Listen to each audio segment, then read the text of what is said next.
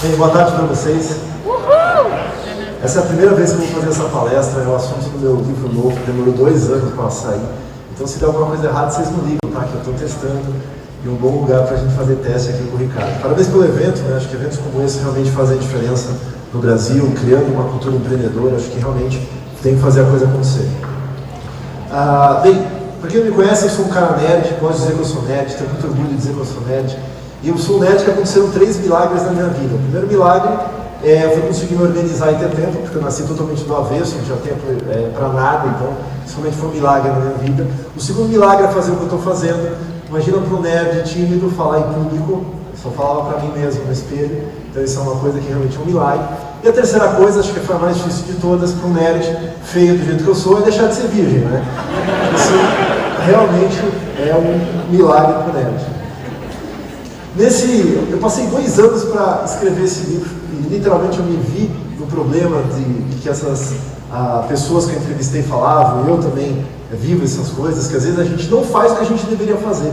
Já parou para se perguntar sobre isso? Às vezes você está com uma ideia na cabeça, às vezes você quer fazer uma revolução pessoal, às vezes você quer começar uma startup, você quer, às vezes, coisas mais pessoais, você quer acabar um relacionamento, quer começar um esporte, mas você não consegue sair do lugar. E às vezes você passa anos tentando fazer esse negócio e você não consegue sair do lugar. Grande parte das pessoas não fazem aquilo que elas gostariam, que elas deveriam fazer. Pensa aí você, o que você acha que você está deixando de fazer? Tem alguém aqui que está deixando de fazer uma coisa há alguns anos e gostaria de começar a fazer? Tem alguém aí? O que você está deixando de fazer? Pós-graduação. Pós-graduação, o que mais? Mais alguma coisa? Quem mais está deixando de fazer uma pós-graduação? Uma coisa que teoricamente não é tão complexa, né? Ou seja, basicamente uma matrícula e começar a fazer, mas a gente não faz um curso de inglês, uma dieta. A gente tem tanta coisa que a gente não faz na nossa vida e que às vezes se você assim, pô, se eu fizesse aquilo podia fazer diferença. Mas é impressionante o que tem por trás dessa simples pergunta, do porquê que as pessoas não fazem. Foram 2 anos de pesquisa. Tudo que eu escrevo tem base em pesquisa, eu não gosto de escrever lixo, besteira. Eu vou pesquisar, se não está legal, se não tem a ver com o que eu pensei, eu jogo fora, sem nenhum pudor. Então acho que a gente tem que tentar entender a razão disso. A primeira coisa que eu vi quando a gente fala de por que as pessoas não fazem o que elas deveriam estar fazendo, é entender que as pessoas estão vivendo numa Matrix. Lembra do filme da Matrix, do Matrix? O Neo e todo mundo, aquela coisa das máquinas? Cara, as pessoas estão vivendo assim. Eu falo de gestão de tempo há muito tempo. A minha empresa é a Tríade, hoje a gente atende. Não tira aí. Uma coisa muito bacana. Eu vim de TI, de uma empresa de TI. E por mais que você vá e viva pessoas, ambientes, culturas diferentes, as pessoas estão vivendo numa Matrix. Ela chega de manhã, acorda, aí vai tomar seu banho, toma seu café, entra no carro, vai para o trabalho, pega trânsito, começa a trabalhar, chega no final do dia, está morta, cansada, dor nas costas, dor de cabeça, dor nos olhos, chega em casa já sem disposição para nada, não tem saco para fazer um curso, não tem saco para ler um livro, não tem saco para conversar com a família. Aí janta, toma um banho, de vez em quando dá uma transada, 1 ou 2 por ano, e aí vai dormir. E aí recomeça tudo no dia seguinte. As pessoas estão vendo uma grande matrix. E elas não reparam isso. E o mundo está passando, e a vida está passando, e elas estão adiando muito mais do que coisas, estão adiando a vida delas. Então cada vez mais as pessoas estão realmente vivendo nessa mente, eles não reparam isso. E não importa o estágio que ela esteja, ela pode estar sem resultado nenhum, ou pode estar no topo da corporação, sou presidente de uma grande multinacional, às vezes o cara está vivendo a Matrix e ele não repara que ele está fazendo isso. Só que no meio do caminho ele está perdendo muita coisa, está perdendo às vezes pessoas, está perdendo a sua própria saúde, está perdendo momentos que talvez nunca mais vão conseguir voltar e chegar no lugar. E olha só como que a gente realmente está dentro desse ciclo, dessa Matrix. Olha alguns dados interessantes. Na pesquisa para o livro, a gente perguntou sobre procrastinação. 99% dos brasileiros afirmam que procrastinam. 1% são mentirosos natos. Porque todo mundo procrastina. É impossível você não procrastinar. Você procrastina, quem aqui está com vontade de fazer xixi? Está procrastinando a sua ida ao banheiro. Você procrastina quando você levanta de manhã e aperta aquele botãozinho do despertador, soneca, né, o snooze, isso já é procrastinar. A gente procrastina muitas coisas. Então, entendendo que você procrastina muita coisa na sua vida, e que todo mundo faz parte desse ciclo, a procrastinação, então, ela não é negativa por si só.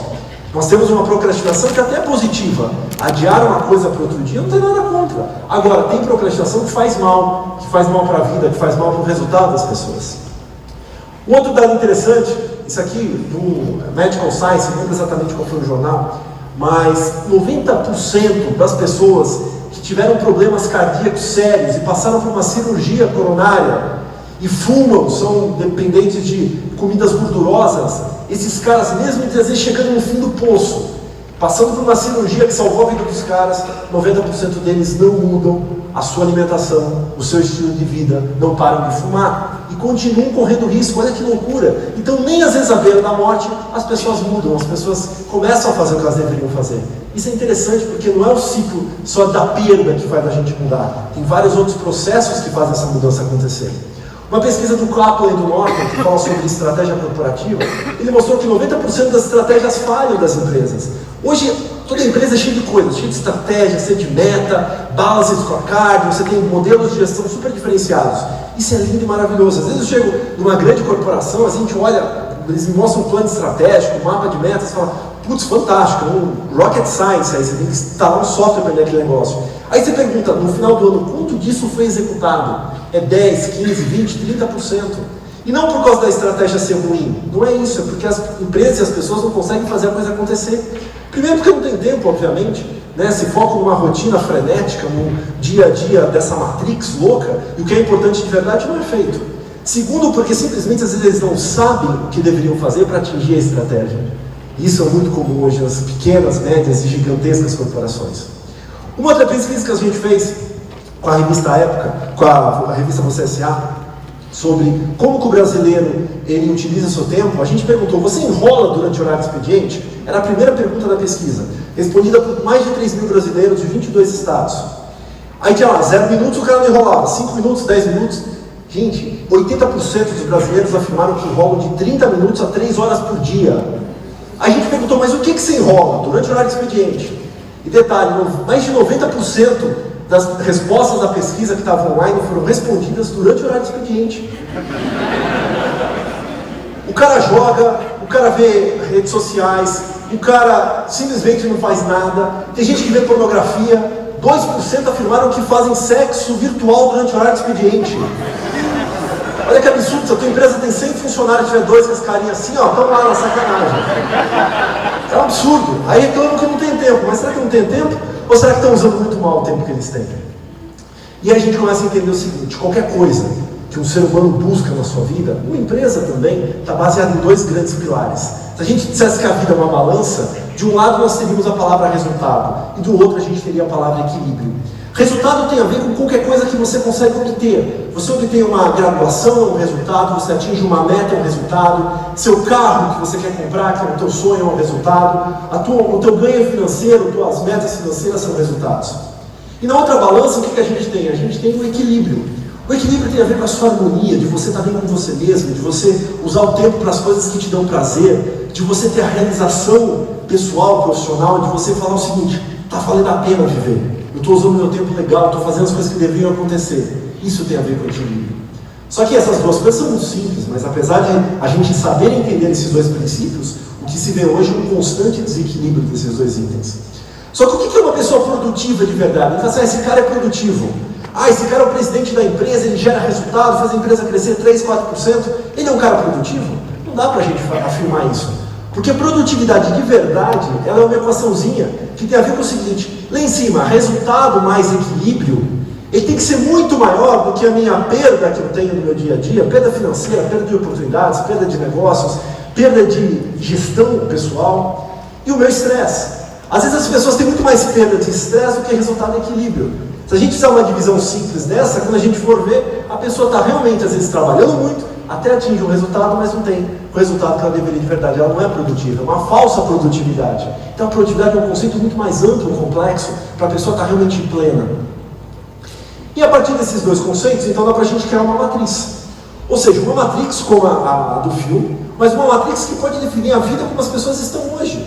E o interessante é que essa matrix, eu não tive a ideia de fazer um livro por causa da matrix, eu tive a ideia da matrix por causa das pessoas que eu entrevistava. Eu tenho a oportunidade de fazer um programa para você S.A. chamado Agenda do CEO, onde eu entrevisto os presidentes das maiores empresas do Brasil, perguntando primeiro como eles chegaram lá e segundo, como que eles usam o tempo deles. Tem histórias fantásticas, depois vocês podem ir no site da Você S.A. e ver alguma das entrevistas. Tem gente que consegue muito resultado, muito equilíbrio, tem outras pessoas que não. E esses caras dão histórias que fascinam. Nessa matriz, então, da vida, a gente pode colocar as pessoas em 4 grandes quadrantes. O primeiro quadrante é o que eu vou chamar de pessoas que estão sem resultado e sem equilíbrio. As pessoas estão literalmente perdidas. Ela está trabalhando pra caramba, mas o resultado no final do mês não aparece. Ela não tem dinheiro suficiente para fazer um lazer com a família dele, para às vezes jantar fora, ele não tem dinheiro para conquistar os sonhos, as viagens que ele gostaria. E às vezes isso acaba sugando o cara, porque ele vai ficando sem equilíbrio também. Porque ele acha que eu tenho que me esforçar muito mais para conseguir mais recursos, para conseguir fazer uma viagem, para conseguir fazer um esporte, para conseguir fazer alguma coisa que me dê equilíbrio. Olha como uma coisa acaba sugando a outra. A pessoa acaba sendo sugada, porque literalmente ela está sem um resultado, e por consequência ela acaba não conseguindo equilíbrio, porque ela acha que é esse círculo vicioso, ela está na Matrix, ela não consegue enxergar isso de fora. Ela está literalmente perdida, que é como eu chamo essa célula 1 da Matrix. Nós temos a célula 2, que são as pessoas que elas não têm resultado, mas elas têm um nível de equilíbrio gigantesco. Às vezes a pessoa, eu tenho um amigo, estudamos juntos na escola, e ele não quis fazer nada, ele acabou não fazendo nenhuma faculdade, ele vive hoje, a vida dele é como instrutor de surf, e na época de verão, ele tem grana, consegue ganhar a grana dele e tal. Agora, essa época de inverno, o cara não consegue faturar, faz uma coisa ou outra, dá aula, mas com menos alunos, então não tem muito dinheiro. Ele tem um equilíbrio do caramba, vive na praia, está totalmente relaxado, adora aquilo que ele faz. Mas, por outro lado, o resultado dele não aparece. É um cara que às vezes não consegue constituir uma família porque pessoas que estão do lado dele cobram, mas a gente não pode fazer isso, vamos comprar um carro, não dá, não pode alugar um apartamento diferente. Então ele está literalmente, às vezes, conformado com a situação dele, porque ele gosta de fazer o que ele faz. É legal, mas ao mesmo tempo isso não traz resultado. Será que está certo? Será que isso está errado? Só ele pode dizer, mas é uma situação que a pessoa pode enfrentar. Agora, nós temos pessoas com extremo nível de resultado, mas com baixíssimo nível de equilíbrio. Ou às vezes um nível de equilíbrio intermediário. Numa das entrevistas lá para a agenda do CEO, eu entrevistei o presidente da HP no Brasil, o Oscar Clark, um cara excepcional, uma mente brilhante, com história de vida fantástica.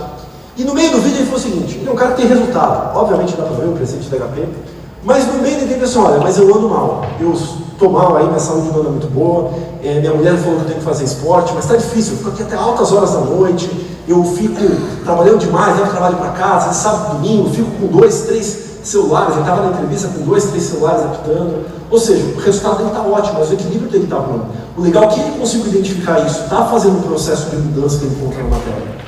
E agora, a gente tem pessoas que conseguiram chegar numa célula 4, que é a célula da pílula vermelha, né, do filme, onde a pessoa literalmente faz o quê? Ela está conseguindo ter resultados na vida dela e está conseguindo ter equilíbrio.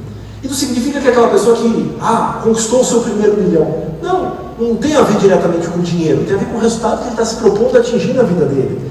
E esse resultado gerando um nível de equilíbrio.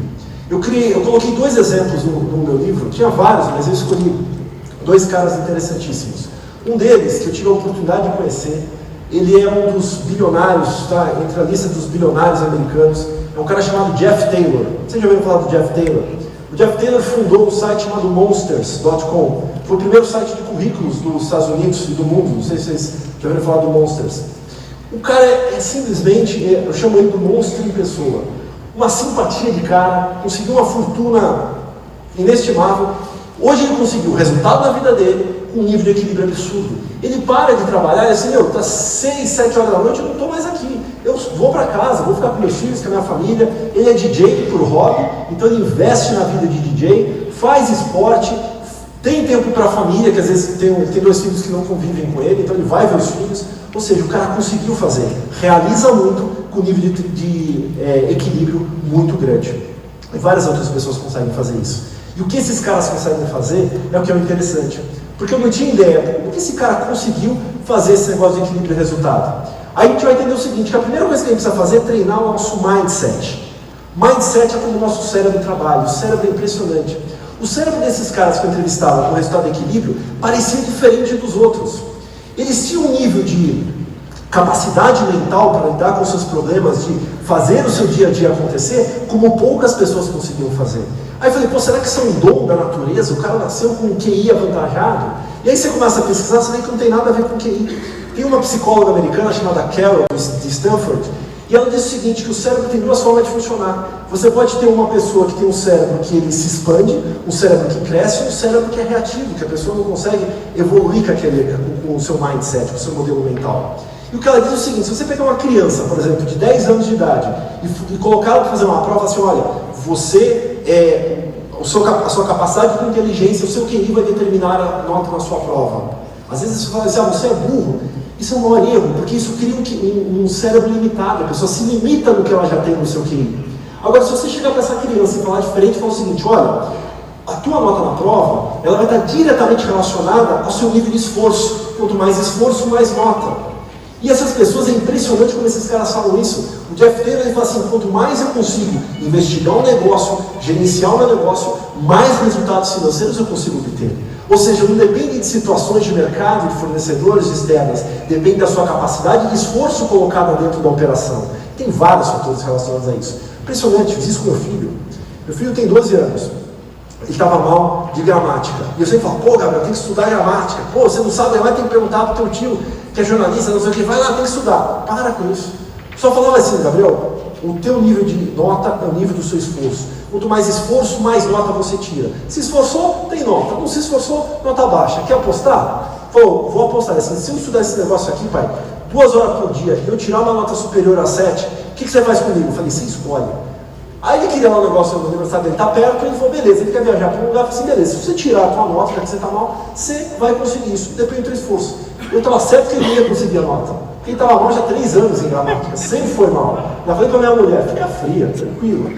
Ele desgraçado me estudou 2 horas por dia, tirou 9 de gramática, fantástico, criou um padrão dentro de casa. Falei para o pequenininho, quanto mais esforço, mais nota, não pretendo mais ter problemas com isso. Funciona. O cérebro humano tem a ver com as formas como a gente é capaz de produzir ou como a gente é capaz de não produzir. Descobriram recente também que a nossa capacidade de tomada de decisões, que tem tudo a ver com o que a gente decide ou não decide, tem a ver com o nível de glicose que a gente tem no nosso cérebro. O nível de glicose influencia na tomada de decisões. Quanto menos glicose, menos você consegue decidir. Decisões piores você toma. Por exemplo, se você estiver fazendo uma dieta e você está com baixo nível de glicose e vem alguém com aquele brigadeiro na tua cara, você não consegue tomar a decisão certa. Você vai lá e faz o quê? Às vezes você cede àquela pressão de brigadeiro e come o brigadeiro. Outra coisa que mudou minha vida, aprender a ler essas pesquisas. Cara, eu vou com a minha mulher no shopping, quer comprar uma roupinha, vamos lá. No meio do caminho, o que você faz? Dá barrinha para ela. Chegou perto do shopping, balinha. Cara, chegou no shopping, vamos jantar primeiro. Acabou, vai na loja com ela. É diferente o processo. A gente pensa mais. Agora, vai com ela de estômago vazio, sem glicose no cérebro. Acabou. Já era o cartão. Ou seja, a nossa capacidade de decisão tem a ver com glicose. Foi feita uma pesquisa, 1.100 juízes nos Estados Unidos. Eles descobriram que quanto mais glicose esses caras tinham, melhores decisões eles tomavam. Se o cara estava sem glicose, por exemplo, tomava um lanche no meio da tarde, ele não decidia. Em vez de soltar os caras, deixava os caras lá em liberdade condicional. Um absurdo. Mas tem a ver. Agora, o que forma esse mindset para as pessoas não fazerem? Tem 3 coisas que esses caras que tinham essa célula 4 conseguiam fazer e não conseguiam. Realmente foi diferente dos outros. As pessoas falam assim, eu não tenho foco. Eu nasci sem foco. Na verdade, não é que você nasceu sem foco, você nasceu sem filtro. É diferente, porque você está tendo ideias a todo momento. Hoje, com certeza, aqui no Epicentro, vocês vão ter milhares de ideias para implementar nos seus negócios, para criar novos negócios. E as pessoas têm muitas ideias, elas criam milhares de ideias na cabeça. Só que aí elas começam a pensar em tanta coisa, em tanta ideia, em tantos detalhes da ideia, que elas não conseguem selecionar, não conseguem focar e, por consequência, não conseguem passar para os próximos passos. Muitas pessoas não fazem porque elas têm ideias demais. Não por falta de foco, mas por falta de filtro dessas ideias. Depois, a pessoa conseguiu passar dessa fase, ela escolheu uma ideia. Vou dedicar a minha vida a fazer isso, ponto. A ideia está selecionada. Só que às vezes a coisa é grande, ela não tem capacidade para saber como executar essa ideia. Isso é o que a gente mais vê hoje nas empresas no dia a dia. Vem a diretoria, a presidência, e fala assim, olha, vocês precisam crescer 10% no seu nível de vendas no mercado. Legal, vocês vão crescer 10%, todo mundo sabe o que é crescer 10%. Mas como que eu vou fazer isso crescer? Como que vai funcionar? As pessoas não conseguem pegar o grande e transformar em pequeno, porque ninguém executa o grande, as pessoas executam o pequeno. Esses caras têm um mindset de capacidade de execução absurda, eles conseguem destrinchar o grandão em coisas muito pequenininhas, que a pessoa pode fazer e identificar o próximo passo, senão o cara não sai do lugar. E obviamente terceiro, sei o que eu quero, comecei a distribuir, criar os próximos passos para fazer isso, aí eu preciso lutar contra a procrastinação, que vai acontecer na sua vida, uma hora ou outra. Eu conto no livro, eu falo o quanto que eu procrastinei esse livro. Tinha momentos que eu fazia pesquisa e tudo que eu pensava dava errado. Eu falava, mas que merda, esse livro não vai sair. Eu fiquei desesperado comigo mesmo, a editora me cobrando, põe o livro. Eu falei, cara, não dá, tá ruim, não posso soltar uma besteira. E aí eu não tinha argumentos para fazer. E aí eu travava, ficava 2, 3 semanas, cheguei a ficar meses sem escrever uma única palavra no livro, porque eu não estava fazendo o que eu deveria fazer. Tem vários argumentos que nos travam.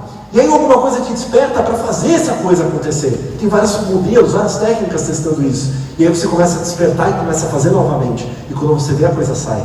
Ou seja, se a gente a todo momento não lutar contra essas 3 coisas que podem nos ajudar a fazer ou nos impedir de fazer, a gente com certeza vai ter problemas com relação ao nosso tempo.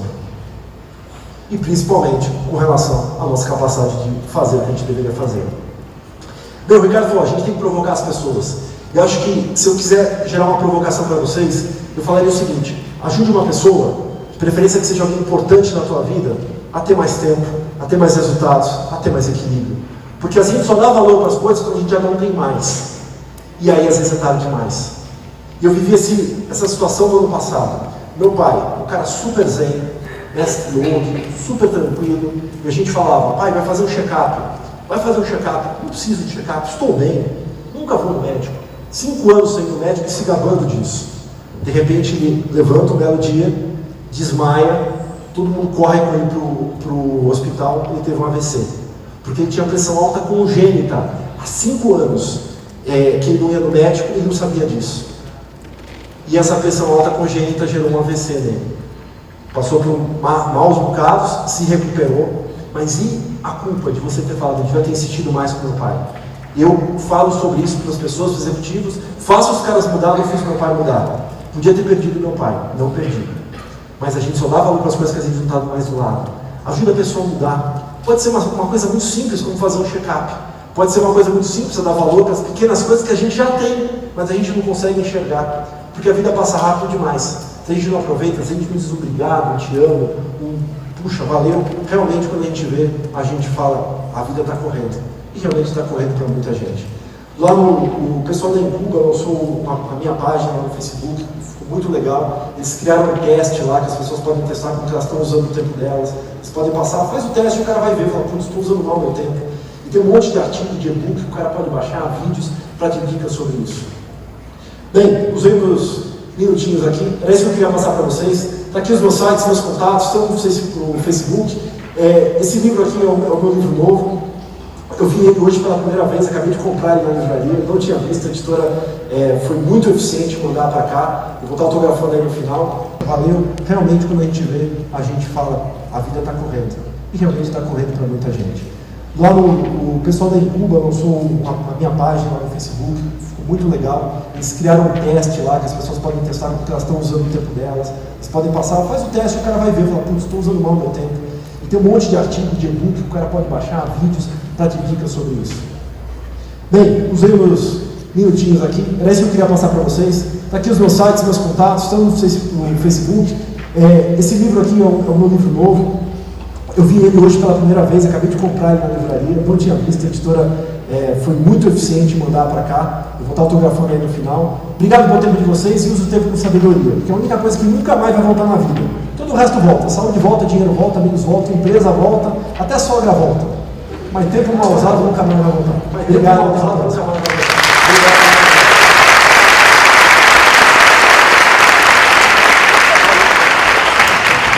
Quem curtiu a palestra aí? Levanta. Quem curtiu a palestra aí? O cartazeiro, por favor. O cartazeiro, por favor. Feedback instantâneo. Aí, ó.